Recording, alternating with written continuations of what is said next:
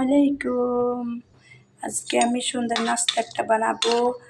এইটাকে আলুকে সিদ্ধ করিয়ে নিয়ে কিউব কিউব করে কেটে নিচ্ছি। আমি হলুদের গুঁড়া দিয়ে দিচ্ছি, বিসমিল্লাহ। ধনিয়ার গুঁড়া, মরিচের গুঁড়া দিয়ে মাখায় চোখায় নেব। একটা ডিম দিয়ে দিচ্ছি, বিসমিল্লাহ। এখন আমি মাখায় নিব। আমার এটা মাখানো শেষ। এখন আমি ভাজা করব। আমি তেলটা গরম দিচ্ছি আগের থেকে। এখন আমি এটা ছোট ছোট করে দিয়ে দিব, বিসমিল্লাহ। খুবই মজা হয় এগুলো আলু সিদ্ধ করে বানায় ফেললে।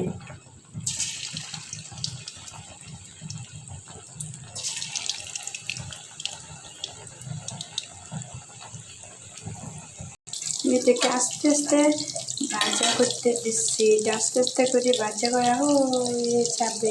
হয়ে গেছে আমার আলুর ভাজাগুলা, আলুর সবগুলা। কতটা সুন্দর হচ্ছে যে একেবারে পেঁয়াজের মতন। সবাই ভালো থাকবেন। আসসালামু আলাইকুম।